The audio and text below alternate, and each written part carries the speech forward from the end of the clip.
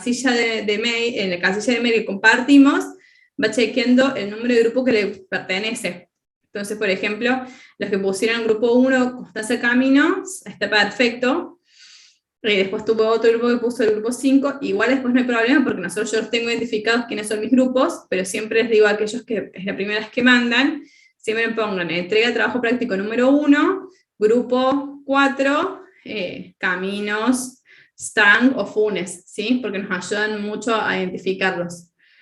El resto de los grupos, recuerden que tienen hasta hoy, hasta las 11:59, por decirlo de alguna manera. Nosotros ya mañana los levantamos y, bueno, vamos a tratar de tenerlos corregidos para dentro de 2 semanas. Son muchos ustedes, así que tengan un poquito de paciencia, pero bueno, ya estaríamos con todas las entregas y las correcciones del primer trabajo hecho. Con respecto a algunas cuestiones que les quería decir, el tema del parcial, por las dudas, les quería destacar la fecha del mismo.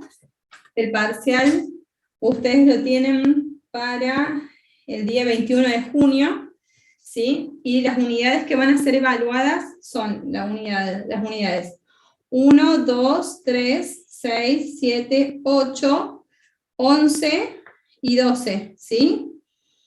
Eso yo se los había repetido en la clase pasada, pero bueno, por las dudas se los quería volver a reiterar. ¿Tienen alguna duda o consulta respecto a eso?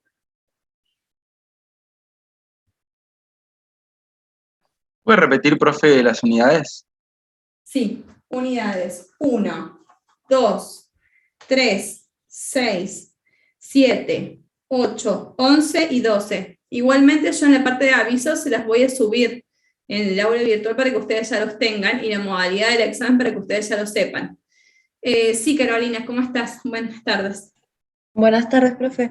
Le quería preguntar, porque nosotros mandamos el trabajo no a la casilla general, sino directamente al profe. Si también la mandábamos a... Claro, somos No, el grupo 7 y lo mandamos a Guillermo Stang. al correo privado de Guillermo. Creo que sí, ahí A ver, me están diciendo. O confírmame si le llegó ahí, por favor. A ver, sí. grupo 7 dice. Ball Motors.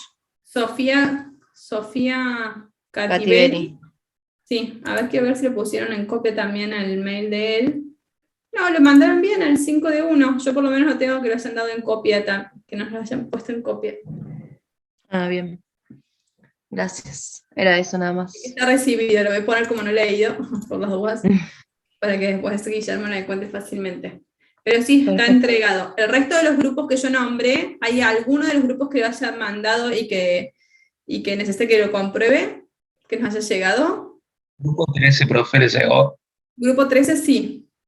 Gracias. Santiago, ¿con quién trabajaban ustedes? No me acuerdo de la profe, ahí confío. Con la profe Valeria me parece que es, porque yo tengo los primeros números. Pero por las dudas. Después siempre aclárenlo, está bueno que lo aclaren en el correo, pero no hay problema por esta entrega, así que no se preocupen. La modalidad del parcial va a ser lo siguiente. La modalidad del parcial la vamos a hacer de manera virtual, no presencial, y que como yo les había destacado, es un ensayo.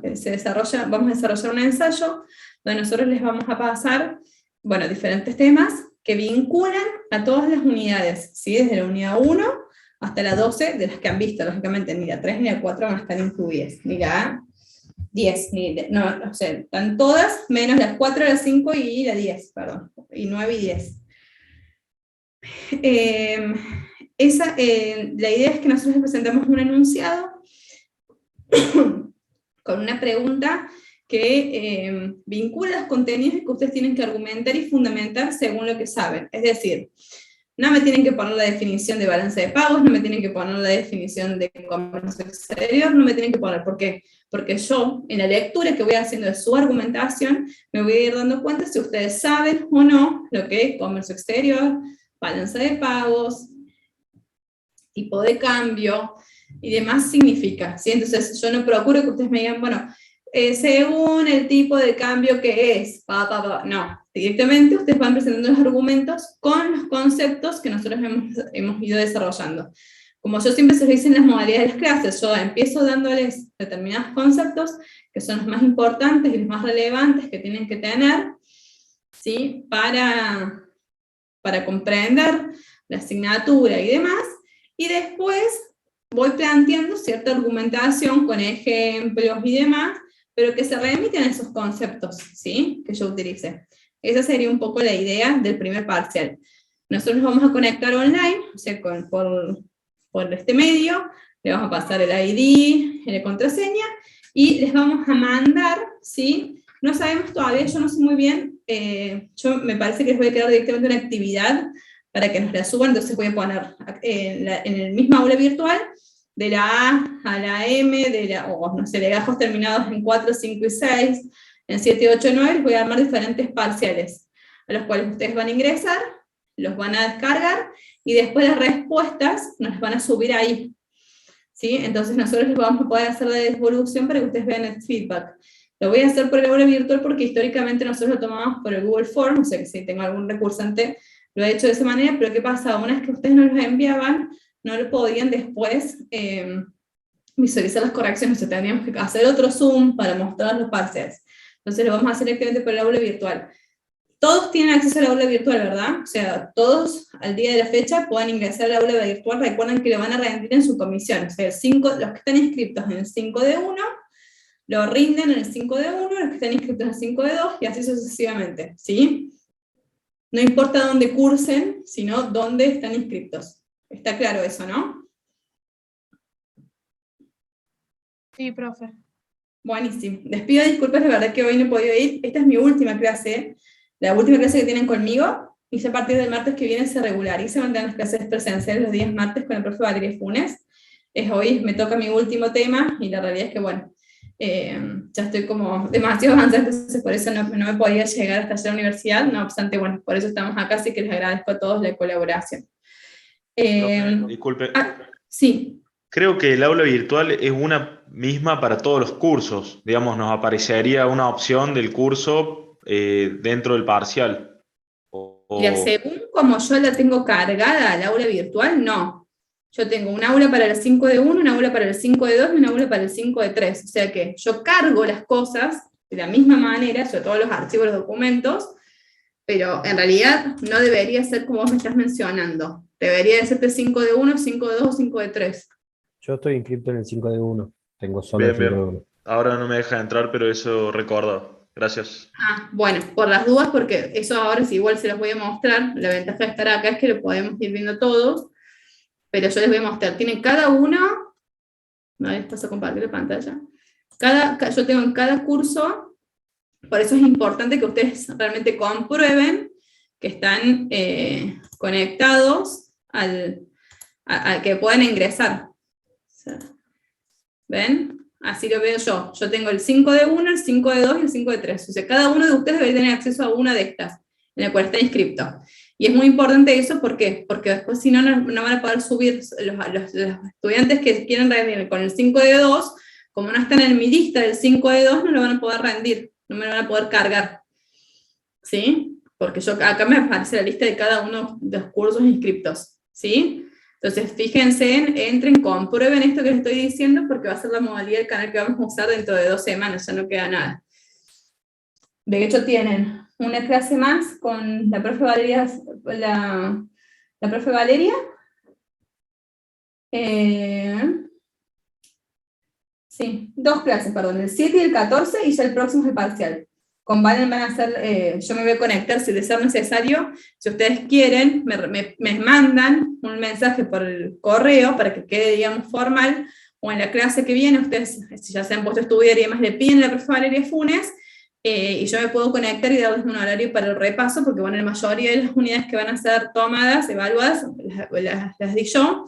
Entonces ella nos puede dar brindar no sé, unos 30 minutos de clase para que yo entre y hagamos la consulta de última. No me voy a poder llegar allá a la facultad, pero si quieren ponemos un horario de consulta y lo hacemos por el Zoom virtual, ya sea el día martes u otro día que a ustedes les quede conveniente, ¿sí? Eso es lo bueno de poder usar esta herramienta. ¿Alguna otra duda con respecto al parcial?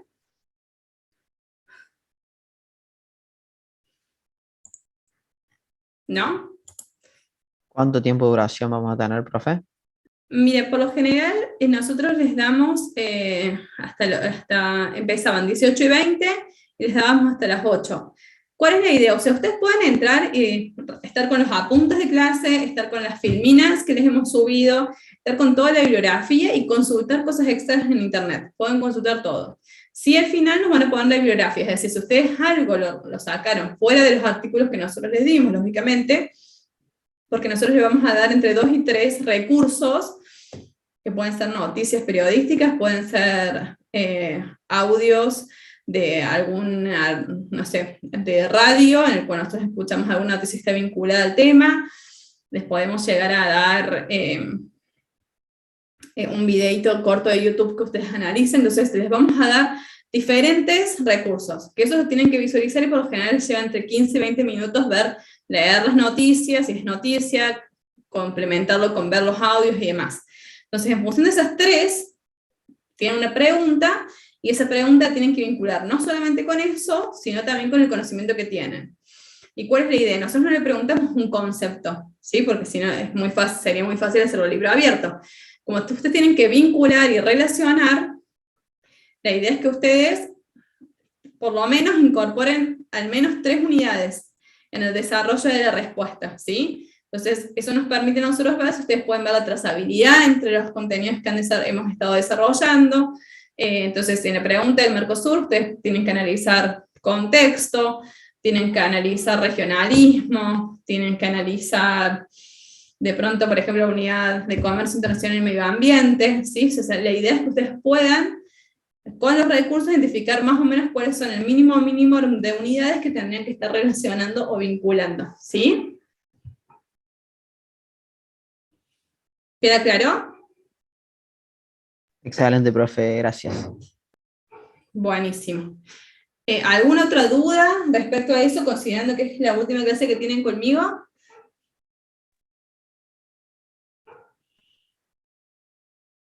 ¿No? Bueno, ¿qué les voy a pedir, por favor? Que les voy a dar un momentito para que 2 minutitos para que se cambien el nombre, ¿sí? Y se pongan por las dudas comisión, legajo, apellido y nombre, en ese orden, para yo después poder levantar el Zoom y poder ponerlos los presentes. Y les pido que pongan comisión porque muchas veces, bueno, según la modalidad que han elegido, puede que, no sé, alguno sea de otra comisión, entonces me es más fácil buscarlos después en la lista para ponerlos. Les doy esos minutos para que se cambien y ya después empezamos con el desarrollo. Esta unidad es una unidad muy corta en realidad, en donde de alguna manera vamos a ver los diferentes enfoques que hacen el estudio del comercio internacional desde un punto de vista teórico, ¿sí? Entonces vamos a ir trabajando diferentes marcos teóricos y viendo el avance de los paradigmas que nos guían el estudio. Así que no es una clase tan larga y por eso, bueno, cualquier otra duda o consulta yo ya se los dejo para el final, tanto para los grupos que no han entregado y me quieren hacer alguna consulta, como para temas referidos al parcial y demás. Algo importante, la clase pasada en la presencialidad, una compañera me había dicho que el link del libro, del contexto de la unidad número 1, ya no nos permitía que ustedes ingresaran. Yo ya le escribí un mensaje al profe Espequia, pero veo que todavía no me lo respondió. Si llega a ser que yo no logro que él me pase el link, vamos a buscar una bibliografía complementaria. Si no, estoy casi seguro que ese libro ustedes lo podían conseguir en la biblioteca de la universidad y lo pueden fotocopiar en la fotocopiadora de SEBA. En la fotocopiadora de SEBA, nosotros, cuando le hemos dejado a ese del libro de la unidad número 1, no está todo el libro. Hay parte del libro. O sea que, si no, se pueden acercar a él y pedírselo. Profe, ¿le puedo hacer una consulta? Sí, por favor. Soy Santiago del grupo 5. No sé si profe, pero no sé si les llegó o lo mandamos solamente al profe Stank. ¿Pero ustedes tienen el mail privado del profe Stam? Esa es mi única duda. Sí, creo que sí, profe. Ah, bueno.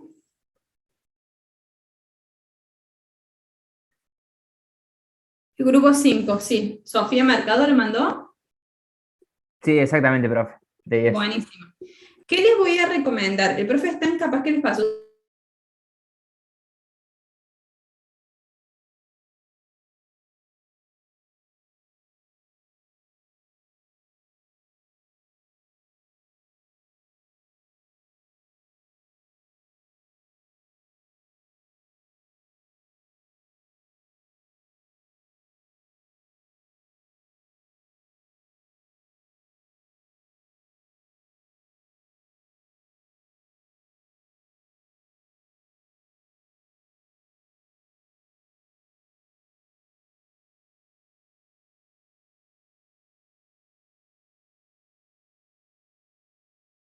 Puedo visualizar cuál fue la duda o consulta para acompañarlo también al profe, o Valen lo puede hacer lo mismo. ¿Sí? Por eso nosotros con Valen siempre vamos trabajando en conjunto y vamos recibiendo las cosas. O sea que si el profe les pasó, eso queda lógicamente a criterio de cada docente, si les comparte o no su mail privado, pero si yo se los paso, les pido que nos pongan en copia por las dudas para que nosotros les podamos ayudar tanto a ustedes como al profe en las dudas que plantean, ¿sí? Bien, perfecto, profe. Buenísimo. Bueno, acá tengo los grupos que hemos recibido. El 5, el 4, el 3, el 7. Bueno, Luchi, que no sé bien de qué grupo es. El 1, tengo 2 grupos 3, así que ahí tengo que verificar cuál es el grupo 3 y cuál cargó mal el grupo, ¿sí? Profe. No, yo que soy Luchi Barone, entregué somos el grupo número 1, pero creo que hay otro grupo número 1. Yo también estoy con usted, profe. Sí, veo que tengo 2 grupos número 1. Sí, pero parece que los chicos pusieron grupo número 1 y ahí en su archivo dice grupo número 2. Ah, buenísimo. No te preocupes, Luchi, que yo lo voy a chequear ahora. Después cuando yo me bajo, voy haciendo siempre el clic a quienes me entregaron a tiempo y quienes no nos entregaron a tiempo, porque bueno, lógicamente eso consta también en nota, o sea que de tener algún inconveniente yo le voy a informar, tipo, no sé, grupo 1, no, chicos, ustedes son el grupo número 2, y así sucesivamente con los que se han confundido. Perfecto, profe, gracias. No, de nada. Profe, una consulta. A nosotros cuando mandamos los integrantes del grupo, y nos tocó la profe Constanza, nos dijo que en el asunto teníamos que poner número grupo 1, profesora Constanza. Pero como en general los grupos somos el grupo número 2. No sé cómo tenemos que hacer, pero cómo mandamos. Tu grupo, o sea, vos sos el grupo 2, pones grupo número 2, Constanza, profe Constanza. Claro, pero la profe nos puso en el mail que teníamos que poner siempre que nos comuniquemos con ella para mandarle un mail, grupo número 1, no, debe ser Constanza con poner el ejemplo. La profe les ha querido poner como el ejemplo, el grupo número, entonces puso el 1 como ejemplo, en vez de poner el numeral como para que ustedes supieran que tenían que reemplazarlo con el número de grupo designado. Así que no hay problema, Candela. Yo ahora, cuando yo, como les digo, yo levanto los trabajos prácticos míos, voy llenando mi planillita con quienes me entregaron, quienes no, así que ahora les voy a decir, el grupo no es que tengas que poner el grupo número 1, porque si no todos nos mandarían con grupo número 1, sino grupo número. No, está bien. No, igual cuando escribí que puse que somos grupo número 2, así que... Ah, buenísimo. Sí, es más, de acá, de hecho el archivo mismo dice grupo 2, o sea que no te preocupes. Sí. Listo. No hay problema. Yo envié con nombre de grupo, el número de grupo 3 y estaba mal. Ahí se lo reenvié como grupo 11, que es el grupo que somos nosotros. Ah, bueno, vamos, Matías, aquí me acaba de llegar, así que no te preocupes. Buenísimo. Buenísimo lo que nos han entregado también por Word, o sea que pueden entregarlo de cualquiera de las dos maneras, así que no tengan problema con eso, porque ahí nosotros les vamos haciendo los comentarios y las sugerencias y demás. Sí, el resto de los grupos que todavía no han entregado, recuerden que tienen hasta las 10:59, hasta las 11:59, ¿no? Bueno, ahora sí, si no hay dudas, empezamos con la clase de hoy, como les digo, es bastante corta. Ay, perdón. Y después nos volvemos a ver las dudas o consultas que tengan. Y les vuelvo a decir, el material de la unidad 1 ya lo voy a revisar y si no lo consigo el libro ya voy a ver cómo se los pasamos. Y si no les cambio la bibliografía. Y si tienen alguna duda o consulta que quieran que repasemos para la instancia del parcial, les voy a pedir por favor que me lo escriban por mail o se lo hagan llegar a la profe Valeria Funes para ya organizar, ya sea un encuentro virtual, con ustedes fuera del horario de clases, donde ustedes se puedan sumar, si los que quieren, los interesados, o ver en el horario de clase cómo podemos participar, ya sea con la profe Valeria. No creo llegarme in situ porque ya estoy prácticamente en fecha, pero bueno, podemos ir manejándolo. Seguramente si ustedes me lo piden, algún horario de consulta extra algún día que les quede cómodo, y pongo 2 horarios para que ustedes se puedan conectar, ¿sí? Bueno, la idea de la clase de hoy, esta unidad, la unidad número 12 se llama Variables de la Comercialización Internacional, ¿sí? ¿Cuál es un poco la idea de la clase? Profe, Sí. disculpe, estamos viendo el mail todavía. ¿No se cambió? Ya lo cambié No. de pantalla. A ver, dejo de compartir y vuelvo a compartir. Gracias. Porque había cambio de pantalla y se ve que no se cambia. ¿Ahí estamos? ¿Ahora sí? Sí, ahora sí. Buenísimo. Bueno, como les decía, nosotros vamos a ver las variables de la comercialización internacional, es decir, cuáles son aquellos aspectos que a lo largo de la historia, podríamos decir, y del estudio y del avance de la disciplina del comercio internacional, han sido tenidas en cuenta en cada momento, ¿sí?, para estudiar el comercio internacional. Como yo les había dicho, esta es una materia, digamos, del campo de las ciencias sociales. Entonces nosotros vamos cambiando los diferentes paradigmas que guían el estudio, ¿sí?, de la misma, y entonces eso se recorta en diferentes momentos históricos. ¿Por qué? Por una manera de comprender el mundo, por un problema en el cual se tratan de solucionar determinados problemas que hacen al comercio internacional. Lógicamente nosotros hoy nos encontramos trabajando sobre cuestiones medioambientales, ¿sí?, y sobre todo lo que son las certificaciones y las barreras arancelarias y pararancelarias con la Organización Mundial del Comercio, y esta organización, como ustedes ya saben, no existía tiempo atrás, ¿sí?, porque recién nace el 1 de enero de 1995. Entonces, previamente a eso, bueno, ¿cómo nos manejábamos? ¿Cómo nos poníamos de acuerdo? ¿Cuáles eran los paradigmas? ¿Cuáles eran los temas más importantes? Y sobre qué versaba el análisis propiamente dicho del comercio con las regulaciones que se iban dando. Esas son las cuestiones importantes, ¿sí?, que nosotros vamos a ir trabajando, y eso es la perspectiva que ustedes tienen que tener. Los diferentes momentos de historia, cada uno con un paradigma, y hoy tenemos un modelo establecido que también guía el estudio y guía, ¿sí?, la estrategia que las diferentes empresas toman a la hora de exportar.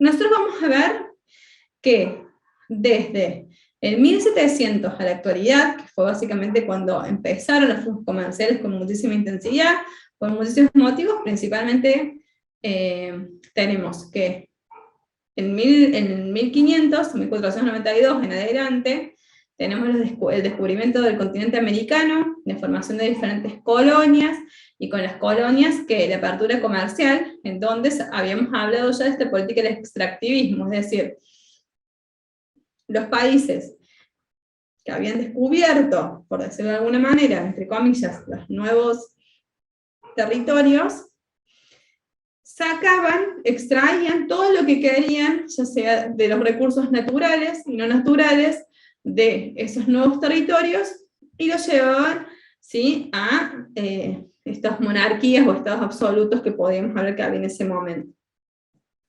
¿Por qué digo que a partir de 1776, propiamente dicho, empiezan a haber paradigmas que guían el estudio? Porque bueno, sabemos que empiezan a independizarse las primeras colonias, ¿sí?, de este primer modelo que se había surgido en la expansión territorial del mundo con los descubrimientos de estos nuevos territorios.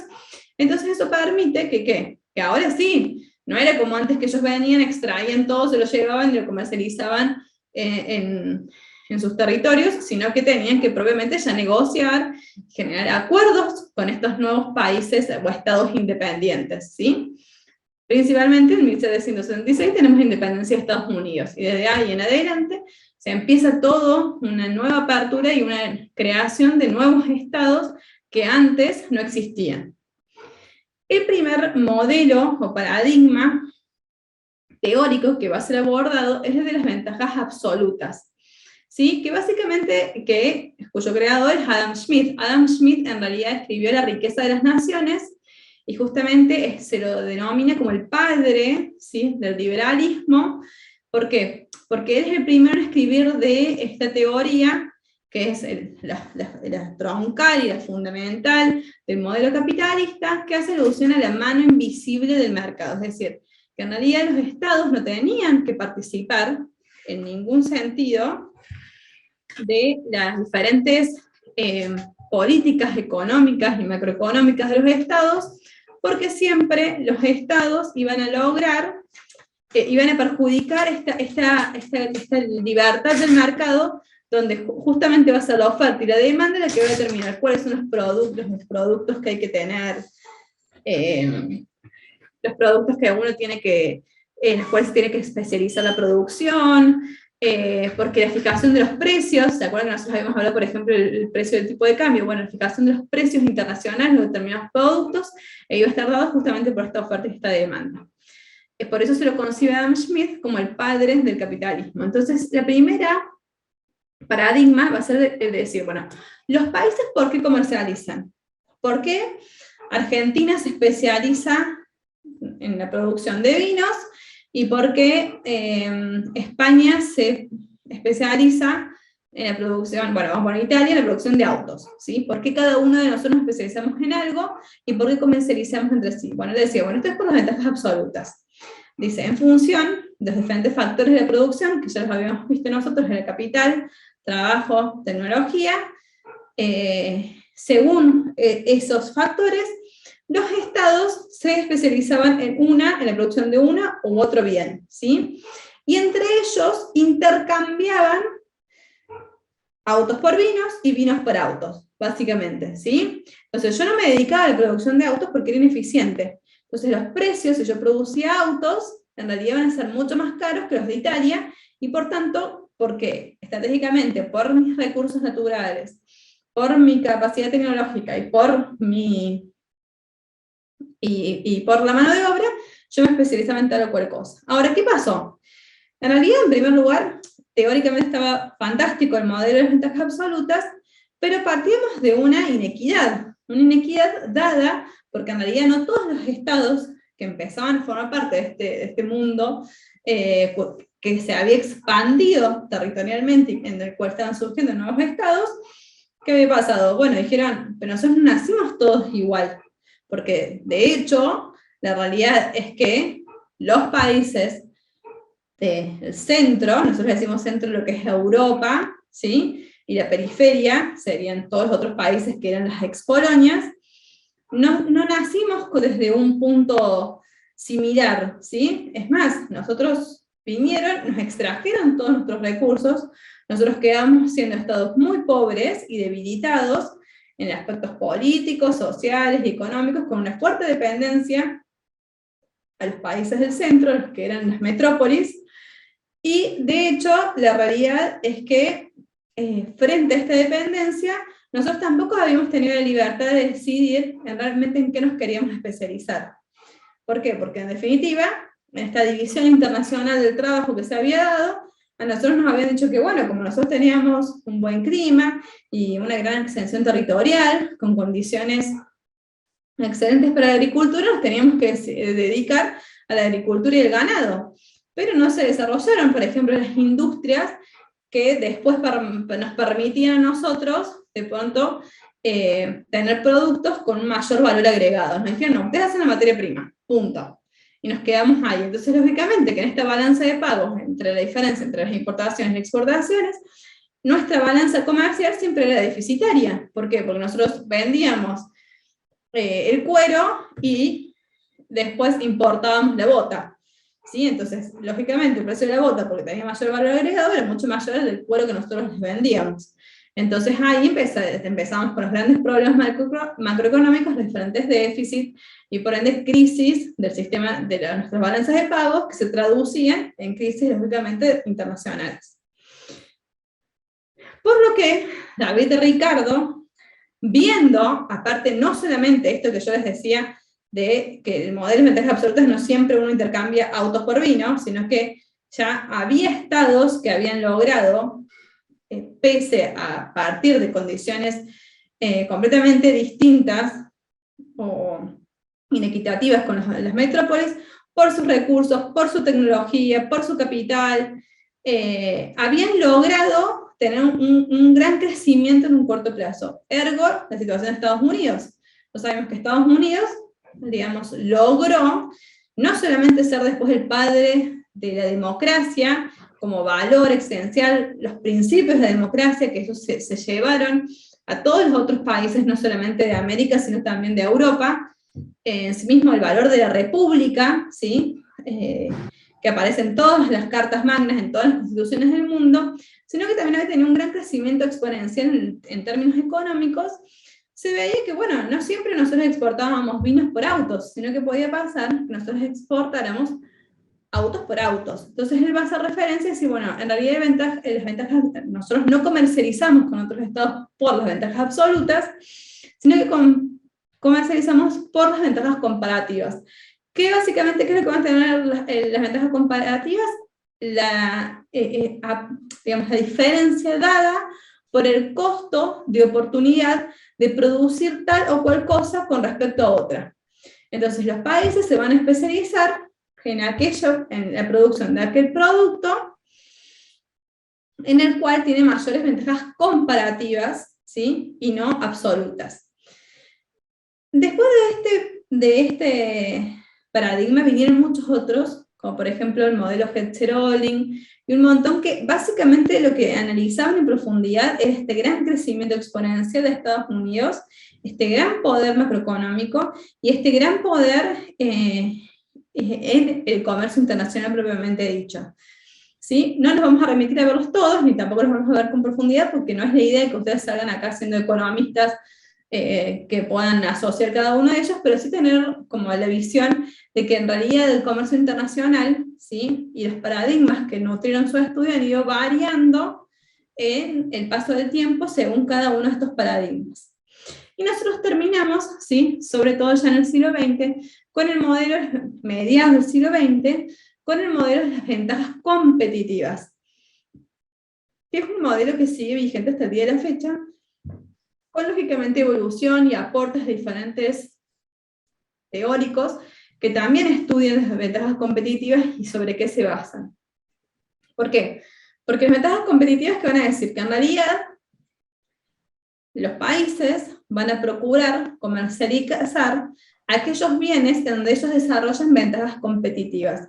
Y estas ventajas competitivas están principalmente centrados, ¿sí? En la diferenciación que ellos pueden lograr de su producto con respecto a la competencia.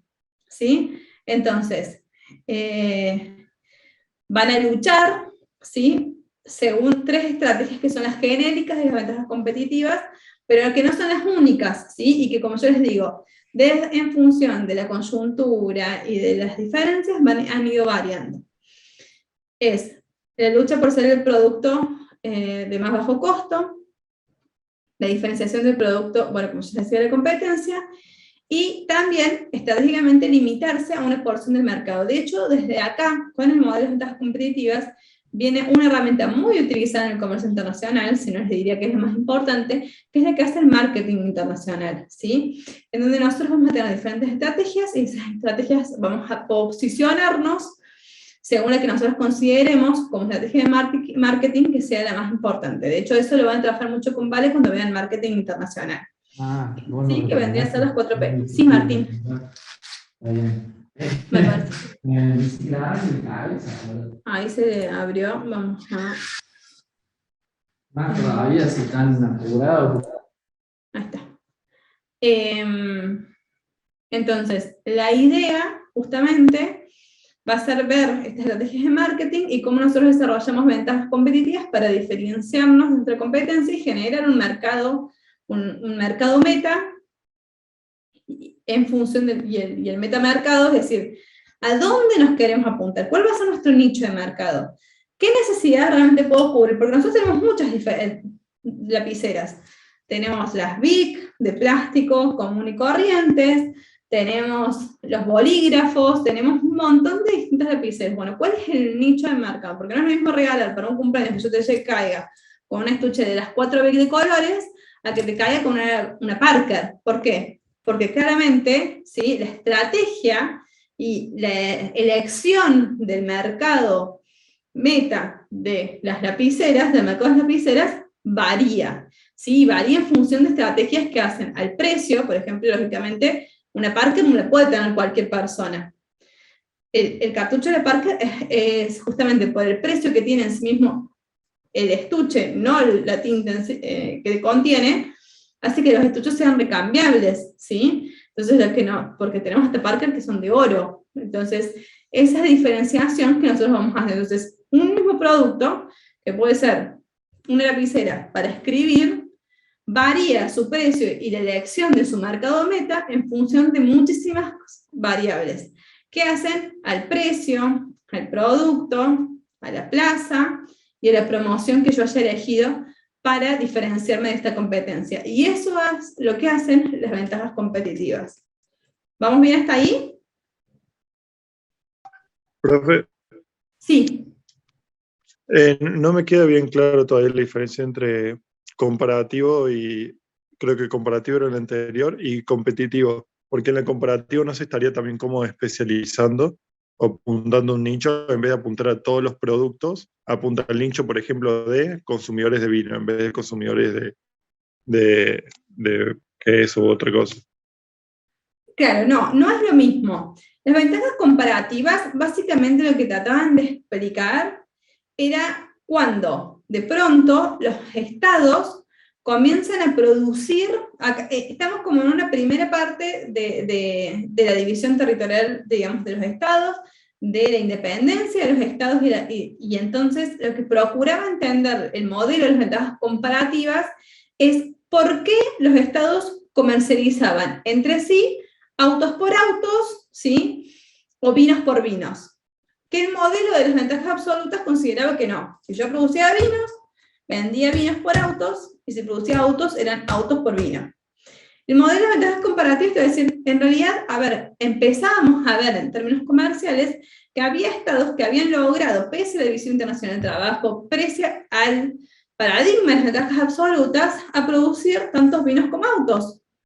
Entonces, ¿por qué este país producía vinos, autos, y lograba comercializar vinos por autos, vinos por vinos y autos por autos? ¿Me explicó?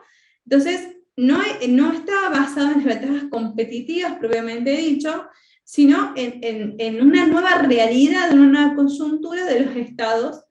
Pero lo que decía él es, a ver, yo voy a elegir producir tal o cual cosa según el costo de oportunidad. Yo la verdad es que no les hice el cuadrito para que ustedes lo entiendan, que va a decir, pero voy a tratar de hacerlo para que ustedes más o menos de un punto de vista un poquito más teórico lo puedan entender. Ay, no sé si, bueno, este es bastante mal la pizarrita esta. El modelo de ventajas absolutas procura ver por qué nos íbamos a especializar. Entonces él decía, bueno, nosotros tenemos, vamos a hacer así,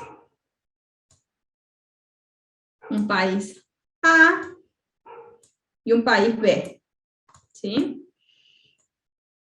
Este país A y país B tienen, por ejemplo, en cuanto al factor hora, o las horas hombre trabajada, no sé, para la producción de vino y para la producción de autos. Entonces este modelo que decía, bueno, el país A, para producir vinos, necesita 1 hora, necesita 8 hombres para hacerlo en 1 hora, por ejemplo. En cambio, el país B necesita 6. Y en cambio, para la producción de autos, el país A necesita 16 horas. No, sería 6 horas, porque casi no, bueno, sí, no, 16 horas. Pero el país B necesita 18 horas. Entonces, en función de esta diferencia, va a decir, bueno, el país A tiene ventajas absolutas en la producción de vino, y el país B tiene ventajas absolutas en la producción de autos, ¿sí? ¿Por qué? Porque yo, perdón, sí, está bien, porque yo, a ver, vinos, no, sería el país el país A tiene ventajas absolutas para la producción de autos, porque tengo menos horas de trabajo que el país B, y en cambio el país B tiene ventajas absolutas de producción de vinos, porque tengo menos horas comparativamente al país A en la producción. ¿Ven ahí la diferencia de las ventajas? Entonces, como yo tengo ventajas en las horas de trabajo, cada uno se va a diferenciar según las ventajas absolutas. Algo requete simple. ¿Sí? En cambio, el modelo de ventajas comparativas sobre este mismo cuadro, él va a decir, no, pero acá nosotros lo que tenemos que hacer es el costo de oportunidad. No las ventajas absolutas en sí mismas, sino el costo de oportunidad. Y acá él plantea una fórmula que es un poquito más compleja, y encima no tengo para hacer cuadrito, que me sería más útil. Pero básicamente el que va a decir, vamos a basarnos en las ventajas relativas. Entonces él lo que iba a calcular es, para el país A sería 8 dividido 6, y para el país B, 6 dividido 8. Y a ello mismo lo vamos a hacer con respecto a los autos, ¿sí? Bueno, perdón el gráfico. Con los autos vamos a hacer lo mismo. Entonces vamos a decir, bueno, para el país A es 16 sobre 18,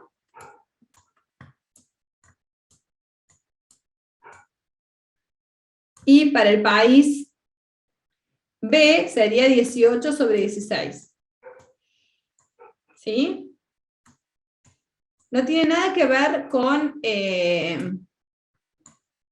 la estrategia que yo después utilizo para diferenciarme de la competencia. Es simplemente el modelo de ventajas comparativas, y yo tengo que calcular el costo de oportunidad. Para calcular el costo de oportunidad, no, yo tengo que hacer sus ventajas relativas, es decir, sacar el cálculo y de ahí sacar. Entonces yo, por ejemplo, veamos, yo justo acá tengo la calculadora. Entonces, para la producción de vinos, el país A va a ser 8 dividido 6, me da, bueno, sería 8 el 100, 6.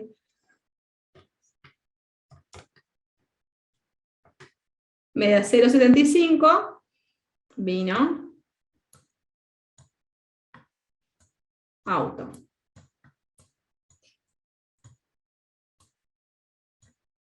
Entonces, acá me da 0,75.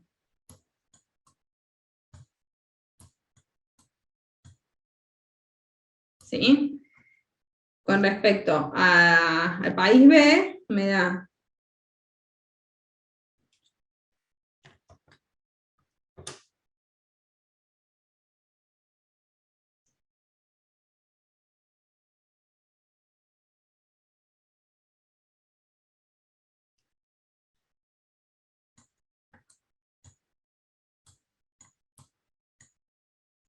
1,33. Y el país auto, 16, 8.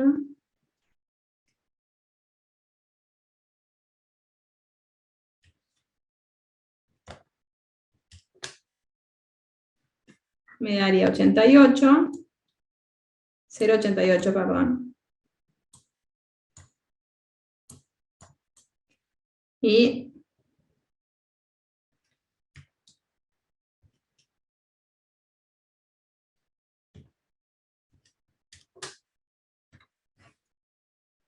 bueno, acá yo puse mal los valores. No, 1,2.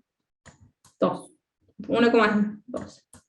Entonces, según el modelo de acá, fíjense que el país B, según la comparación, los valores relativos, el país B en realidad se especializaría en la producción de autos, mientras que en el modelo de ventaja absoluta me había dado al revés, y el país A se especializaría en la producción de vino. Eso es lo que hace alusión, la diferencia entre las ventajas comparativas con el modelo de ventajas absolutas. Fueron dos teóricos liberales, Adam Smith y David Ricardo, y cada uno plantea, ¿sí?, según un momento dado de la historia y de diferentes circunstancias, y después de diferentes variables que se tienen que analizar, estos sí, y dice un montón de variables, para decir por qué existe el comercio internacional, es decir, ¿por qué los países comercializan con otros y no se dedican, por ejemplo, a la producción de vinos, autos, huevos y carne? ¿Sí? ¿Por qué no hacen todo cada uno de sus estados? Y no, porque en realidad pierden el costo de oportunidad, porque si nosotros vemos el costo de oportunidad, en esta comparación relativa de la producción de los bienes, nos vamos a dar cuenta que a él le conviene especializarse en la producción de vinos y comercializarlos, y no hacer vinos y autos, ¿sí? Esa es la idea. ¿Ahora sí te ayudé, Pablo, o no? Sí, ahora se entiende mejor. Gracias. Bueno, y entonces, ¿qué pasa? Una vez que se establece, bueno, los países comercializan, ¿sí?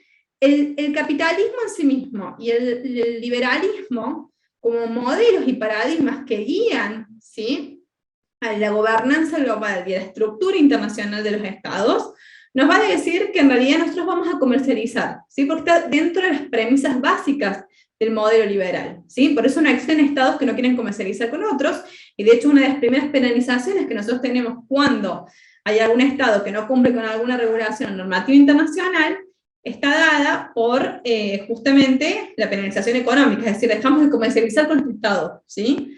Y los estados que no forman parte del comercio internacional, ergo, por ejemplo, Cuba, están completamente apartados, ¿sí?, del sistema internacional, que eso es lo que habíamos venido discutiendo, sobre todo cuando vimos la unidad de organizaciones internacionales. Entonces, una vez que esto ya estaba acentuado, que la realidad es que se daba por hecho la comercialización entre los estados, entonces nosotros nos poníamos a averiguar, decíamos, bueno, pero entonces, ¿en qué se basan los estados y las empresas? Porque en realidad nosotros sabemos que nosotros producimos un montón de cosas, pero no todas esas cosas que producimos internamente las comercializamos.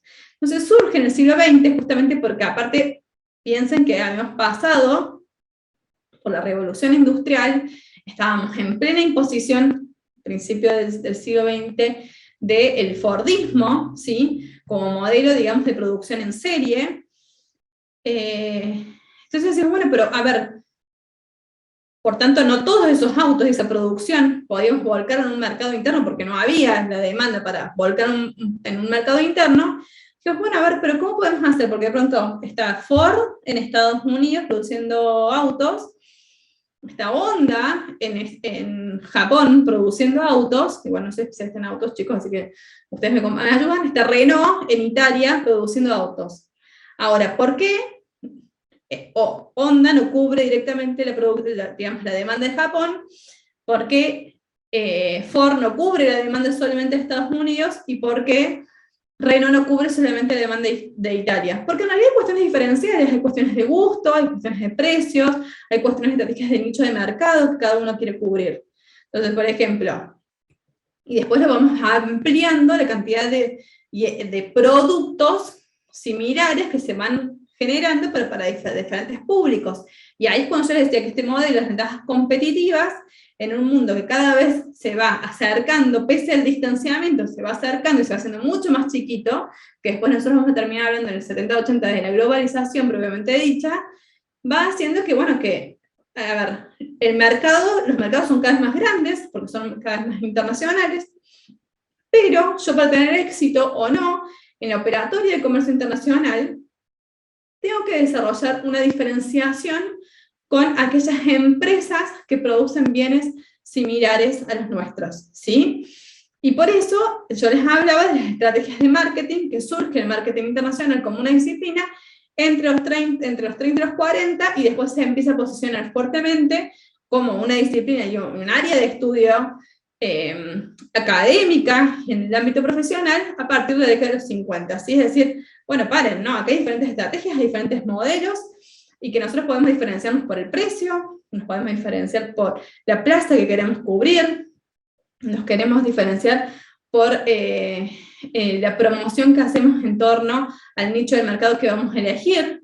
No es lo mismo lo que era un Forte, o no es lo mismo decir, bueno, sí, el Ferrari es un auto como cualquier otro, pero bueno, lógicamente, por el precio que tiene, no todos podemos acceder a un Ferrari, ¿sí? Y de pronto hay un nicho, ¿sí?, de personas que comprarían un Ferrari, y hay otros que seguramente acá, teniendo la plata, no se irían a comprar un Ferrari porque no lo consideran que satisfaga sus necesidades, porque también sabemos que el consumidor, cada uno de los consumidores tiene diferentes necesidades, y que en eso hace la selección de su producto, ¿sí? Entonces, por eso es la diferenciación de esos tres paradigmas. ¿Ahora quedó más claro? ¿Pablo? Sí, sí, ahí se entendió un poco más entre comparativo y competitivo.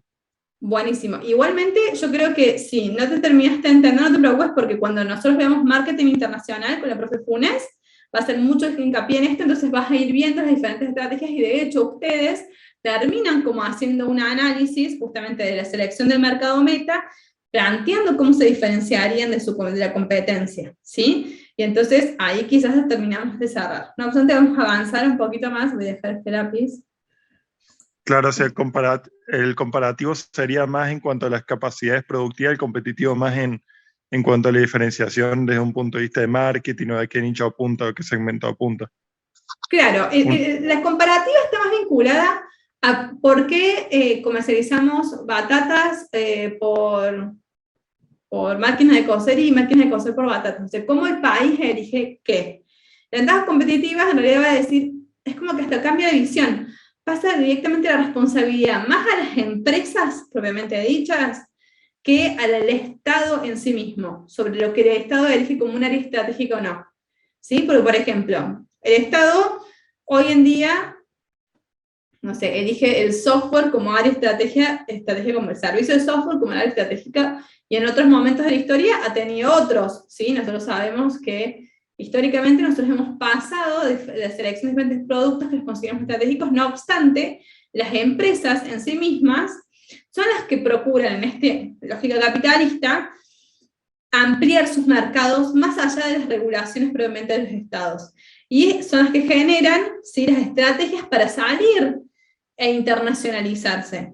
Entonces, por ejemplo, yo puedo decir, sí, no sé, hoy nos dedicamos a la producción de determinado bien o servicio, y sin embargo no es que Arcor va a dejar de funcionar, ¿sí?, e internacionalizarse y exportar. ¿Por qué? Porque ellos plantean internacionalización, y el esquema de internacionalización bajo las ventajas competitivas van analizando los mercados y viendo cómo se pueden ingresar en esos mercados, ¿sí?, y cómo pueden generar la oferta y la demanda exportable.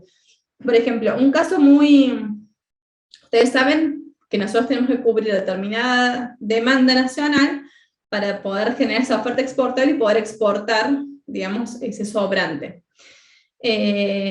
Cuando Arcor decide posicionarse en Perú, el producto que empieza a comercializar es el bonobón, el clásico bonobón, ¿sí?, de relleno de manteca de maní.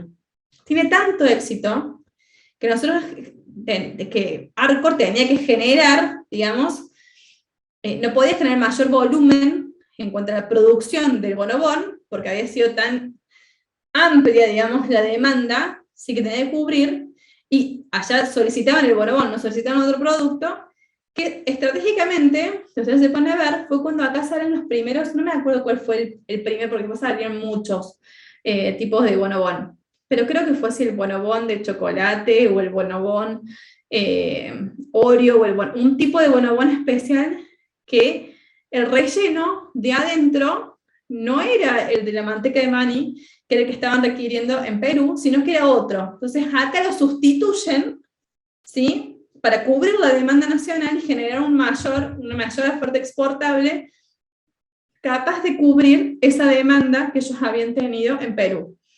Entonces, fíjense en cuáles son las diferentes estrategias. Entonces, no nos importa si el Estado nos dice, bueno, ahora tenemos que producir tal cosa, porque después está también la fuerza y la potencia que imprimen las diferentes empresas que son líderes en la internacionalización, y que son también las que marcan cuáles son las necesidades en los ámbitos regulatorios, ¿sí?, para decir, bueno, dónde decidimos invertir, dónde no decidimos invertir, dónde decidimos vender, dónde no decidimos vender, ¿sí?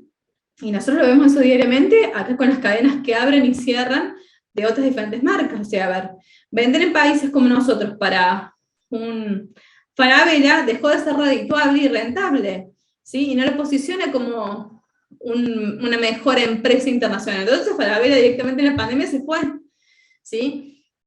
nosotros históricamente tuvimos casas muy grandes como Gap, como Zara, como un montón que decidieron irse o no ampliarse geográficamente en nuestro territorio e irse a otros, por diferentes cuestiones. Entre esas, podemos ver que la estrategia de marketing, la estrategia que ellos van utilizando, no les convenía posicionarse en países como los nuestros, ¿sí? O que no hacían, digamos, la maximización de ganancias. Entonces ahí vamos viendo cómo el marketing junto con las ventajas competitivas se van alineando en esto que es el estudio del comercio internacional propiamente dicho. Bueno, acá justamente yo me adelanté un poquito a plantear los diferentes paradigmas para que vean que dentro de las ventajas competitivas no siempre el paradigma fue igual, ¿sí? En realidad también fueron cambiando. En 1937, Coase, que también está muy vinculado al estudio del marketing internacional, plantea por primera vez este modelo de ventajas competitivas que deja de lado a las ventajas comparativas como base troncal para entender el comercio internacional, pero lógicamente con esto que yo digo, con la coyuntura, con la movilidad y con las diferentes cuestiones que hacen la realidad internacional, ese paradigma va mutando. ¿Sí? Entonces Coase es el primero a hablar de estas ventajas competitivas, de cómo diferenciarme.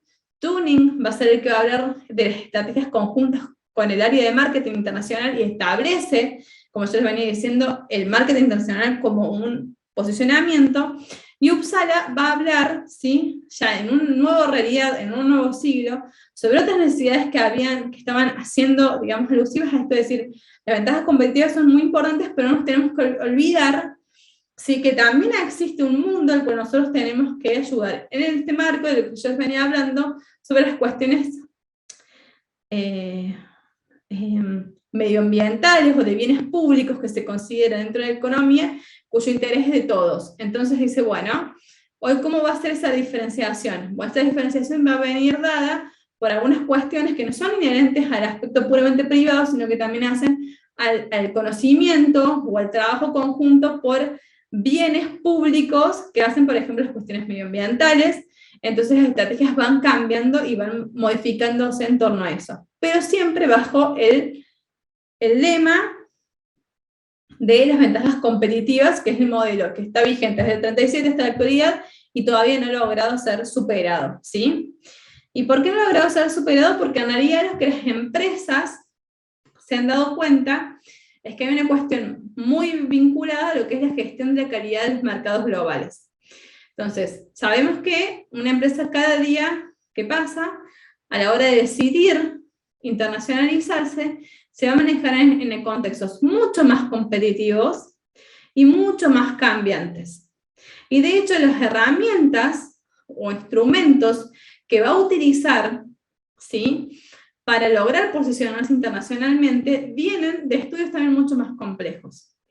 Entonces, el paradigma, digamos, que se empieza a utilizar es este de la gestión de la calidad de los mercados. ¿Qué va a tener en cuenta la gestión de la calidad? Básicamente dos procesos. En primer lugar, cumplir lógicamente con satisfacer las demandas de los clientes, demandas que son cambiantes y las cuales yo tengo que conocer. Entonces, tengo que hacer análisis muy pormenorizados de diferentes cuestiones como son, por ejemplo, los inventarios y las ventas, y de las ventas, por ejemplo, cuáles son las devoluciones que yo voy teniendo de los diferentes productos. Entonces, en la lectura, yo voy conociendo, ¿sí?, las demandas de los clientes, cuáles productos mejor satisfacen y cuáles son las estrategias que mejor satisfacen a esas necesidades. ¿Es la diferenciación del precio? Es decir, ¿siempre los consumidores realmente buscan tener el precio más bajo o no? O en realidad, justamente hay marcas que se posicionan de manera internacional porque tienen precios más altos y no siempre ese precio está ligado a una mejor calidad de producto, pero sí a una posición de marca o imagen que han logrado en determinado mercado. Y, en segundo lugar, la mejora continua de los productos, servicios y procedimientos. De hecho, si nosotros vemos, las primeras ISO están muy vinculadas al control de la calidad de los productos propiamente dichos, y después las ISO se van ampliando, ¿sí?, a la parte de gestión de la empresa, parte procedimental, y también, bueno, después se va ampliando hasta otros temas que van siendo vinculantes y relevantes para los diferentes momentos históricos. Entonces, recién imagínense que en el 2015, sí, en el 2015 se incorporan las primeras ISO vinculadas al análisis del impacto medioambiental, cuando antes no existían. ¿Por qué? Porque era un requerimiento desde la coyuntura del momento en aras de lograr, digamos, un posicionamiento de la cuestión medioambiental como diferencial en la calidad de los productos y que es la vanguardia del día de la fecha, o sea, tanto en el ámbito público como privado. En cuanto a la gestión de la calidad, nosotros vamos a ver que están la política de calidad, el objeto de calidad y la planificación. Ustedes tuvieron ya la materia de comercialización, ustedes con Valen van a trabajar mucho el tema de planificación estratégica, pero básicamente, ¿qué quiere decir esto? Que la empresa que decide internacionalizarse, y los estados también en la imagen país que deciden construir, generan una política de calidad. ¿Qué vendría a ser la parte política de calidad? Bueno, cuando yo decido cuál va a ser la visión que nuestro Estado o nuestra empresa va a tener en torno al concepto de la calidad, y hacia dónde va a apuntar esa calidad.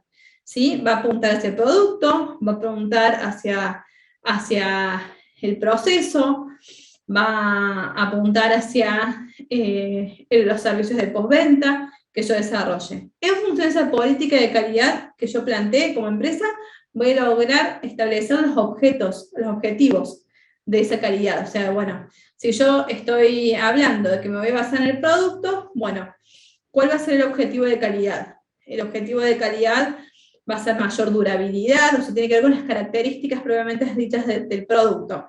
La durabilidad, la extensión del ciclo de vida, en ese sentido, justamente por la durabilidad, puede ser,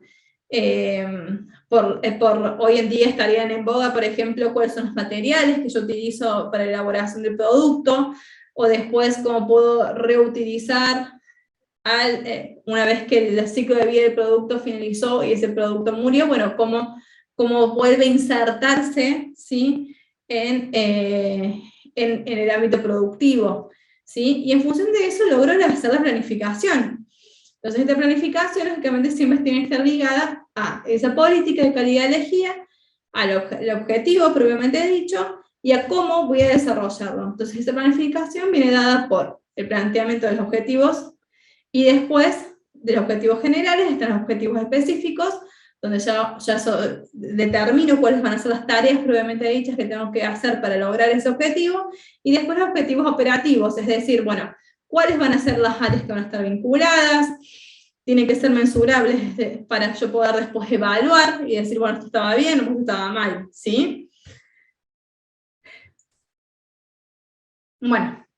Acá estaba lo que les decía, que me adelanté a las filminas. La política de calidad es si es un producto o un servicio, cuál es nuestro cliente ideal, cuál necesidad podemos cumplir, cuáles son las diferencias con la competencia, cuál es el futuro de la empresa, ¿sí? Y esto, muy importante, ¿se comunica al resto del personal o es algo que solamente sabe la parte gerencial? Porque si es solamente lo que sabe la parte gerencial, por lo general las políticas de calidad tienden a fracasar porque tienen que estar de alguna manera comunicadas a todas las empresas. ¿Sí? ¿Para qué? Para que los empleados se sientan parte de esa política de calidad. Si no, el empleado se remite solamente a hacer tal o cual cuestión operativa, desligada completamente de las otras áreas, y por tanto, nunca se involucra o siente pertenencia con la empresa por la política de calidad.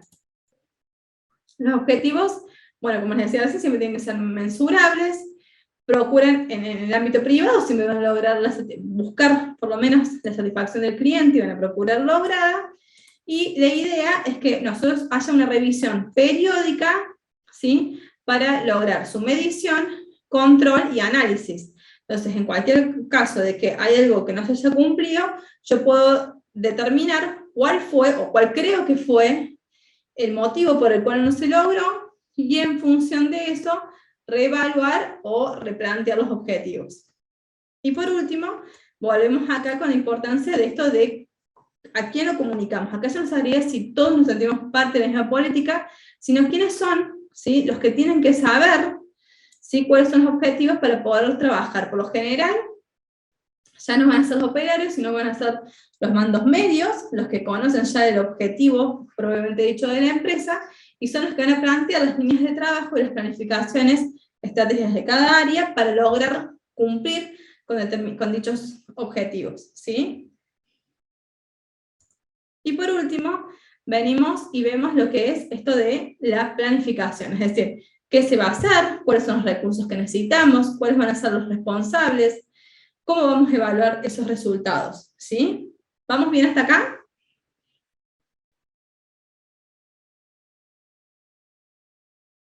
¿Sí? Bueno, ya en 10 minutos terminamos. Nos quedan ver dos cuestiones muy específicas, y ya estamos terminando, nos quedan 5 filminas. Bueno, una cuestión muy importante que hace, que hace a estas ventajas competitivas, va a estar vinculado a la diferenciación entre lo que nosotros conocemos como creatividad e innovación. ¿Qué vendría a ser para ustedes la creatividad?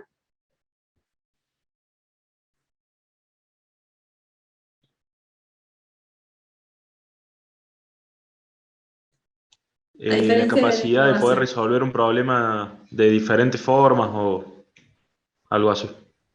Bueno, yo creo que todos ustedes que empezaron esta carrera de ingeniería industrial, todos piensan o ya tienen una idea en desarrollo que hace la cuestión creativa. La cuestión creativa es esa idea que nosotros tenemos en nuestra mente para para poder lograr satisfacer la necesidad que nosotros consideramos que todavía no ha sido cubierta, ¿sí? Pero que no la hemos logrado materializar en un proceso productivo, pero esa idea está.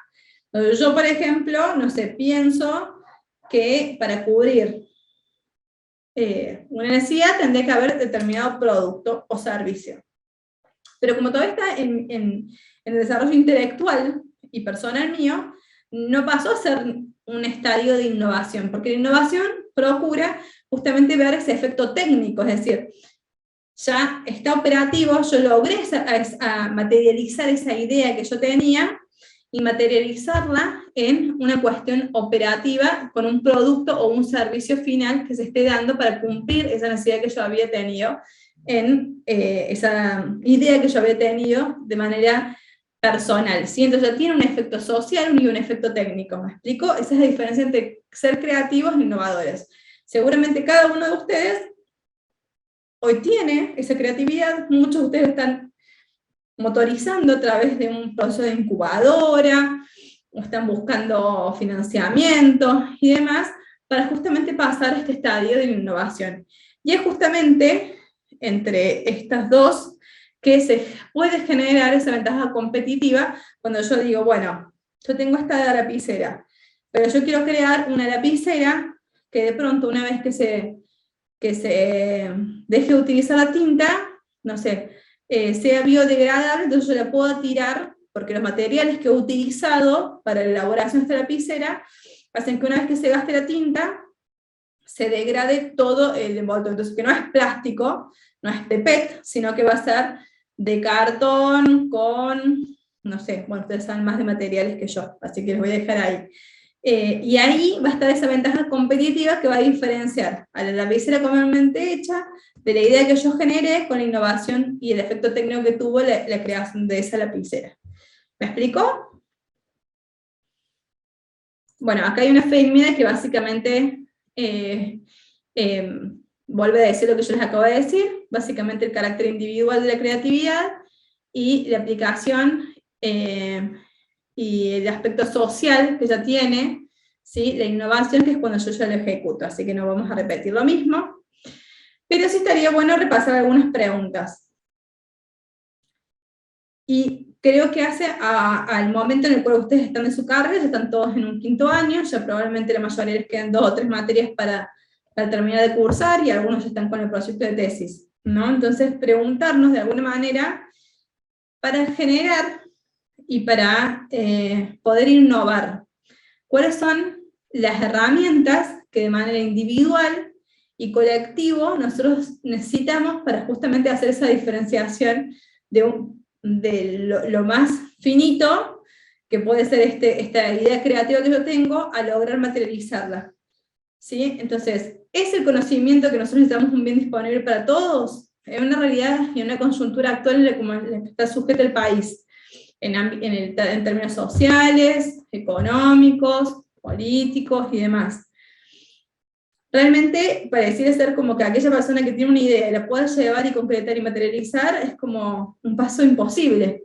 ¿Sí? ¿Por qué? Porque, primero que nada, es muy poco el universo de personas que hoy logran llegar a un 5º año de una carrera de grado, ¿sí? Con la dificultad que hace a una ingeniería, no solamente en el ámbito nacional, sino en el ámbito mundial, que puede, con ese conocimiento, generar algo nuevo para implementarlo.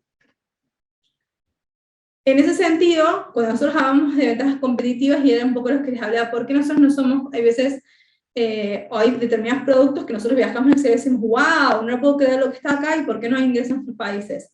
Realmente los consumidores también, desde este lado, tenemos el conocimiento como para poder diferenciar, por ejemplo, las ventajas competitivas de determinados productos en todos los ámbitos medioambientales. Hay gente que no sabe ni leer una etiqueta, no sabe ni leer una etiqueta nutricional, no estamos hablando de gente analfabeta, ¿sí?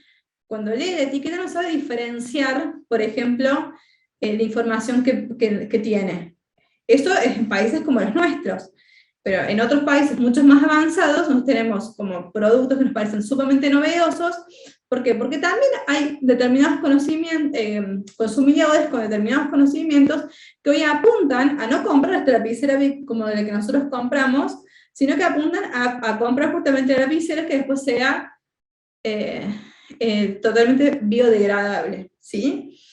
Y eso un poco apunta a lo que hablamos una vez, la otra vez cuando hablábamos en clase, esto de decir, bueno, yo voy a dar un paseo por la ciudad, y de pronto estoy en Nueva Córdoba, ¿sí? Y veo toda una ciudad iluminada, con senda peatonal, con bicisenda, dentro de todo bastante limpia. Ahora me voy a la periferia de la ciudad, a las salidas y entradas, muchos de ustedes son del interior, las salidas y entradas a nuestra capital, y vemos barrios completamente marginados, sin luz, completamente donde no hay una bicisenda, o sea, la gente anda en bici, anda en carro, donde las calles son de tierra, y donde de pronto está toda la basura tirada por todos lados. Entonces, ahí podemos ver una clara diferenciación entre un consumidor y otro.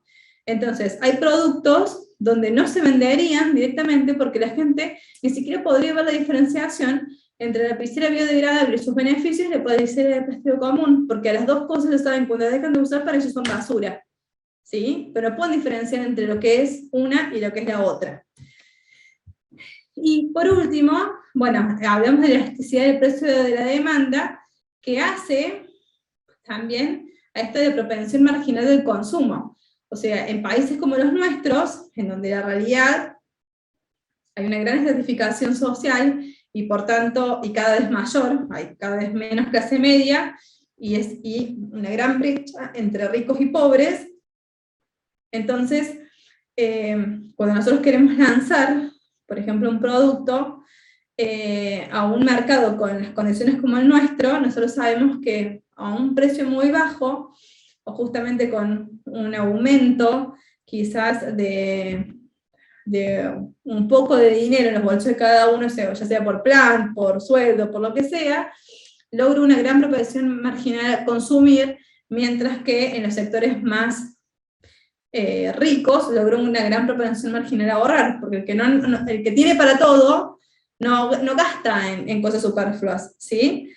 Ahorra el dinero. El que no tiene para todo, ¿qué va a hacer? Bueno, apenas cobra 2 pesos, ¿sí? Sale y los gasta. Entonces se compra el mejor celular, el mejor, no sé, las mejores zapatillas y demás. Entonces, esas son las cuestiones que nosotros tenemos que ir analizando, también en el ámbito social, como para ver, ¿sí?, las elecciones de los mercados o hacia dónde nos vamos con determinados bienes o servicios. Bueno, acá les planteo diferentes tipos de innovación. Yo estoy viendo que ya estamos llegando prácticamente a la hora, me copé hablando. ¿Qué tipos de innovaciones podemos encontrar? La del producto, del proceso, marketing, la innovación organizacional y la innovación ad hoc, y todos están ligados también después, en función de esto, a los procesos de calidad y a las certificaciones que nosotros podemos lograr. Y por último, hago breve mención, si bien ustedes esto ya lo saben mucho mejor que yo, cuando nosotros empezamos hablando del e-commerce, años atrás, era toda una, digamos, una modalidad de comercio completamente nueva, o sea, que es una modalidad cuasi obligatoria para mantenerse vigente en el mercado, más después de la pandemia del COVID, si hay algo que vino para quedarse es el e-commerce,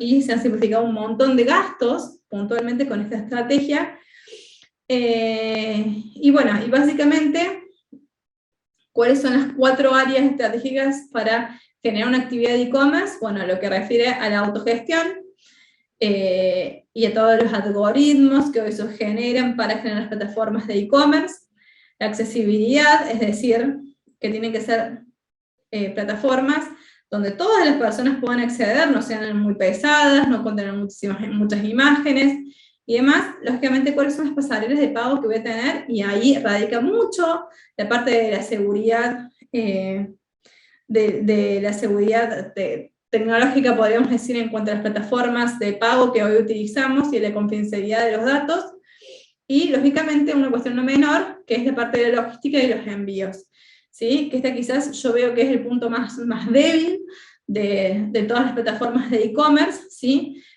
Porque cada vez, bueno, hay muchísima más gente que trabaja de manera autónoma para estas actividades de envíos y de logística y demás, pero no siempre cumpliendo con las normativas propiamente dichas establecidas por estas plataformas.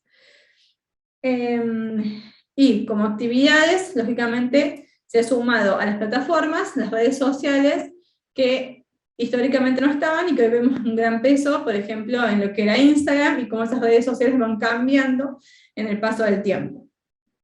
Bueno, no sé si tienen alguna duda o consulta respecto a la unidad. Como ya les decía, es una unidad muy amena, porque vamos tocando cuestiones que nosotros quizás no las analizamos diariamente desde el punto de vista teórico, pero que ya están completamente naturalizadas, ¿sí? En nuestra práctica, ¿sí? Social. Y que hoy nos permiten no solamente hacer actividades de comercio internacional, de comercio nacional por estas plataformas, sino también internacional, con la posibilidad de comprar en Noruega y que me llegue dentro de una semana el pedido a Argentina bajo esta modalidad. O sea que son cuestiones muy naturalizadas, pero que está bueno verlas desde el punto de vista teórico para poder entenderlas o para poder generar, lógicamente, y ver cuáles son los huequitos donde nosotros podemos hacer nuestros aportes. ¿Hay alguna duda o consulta?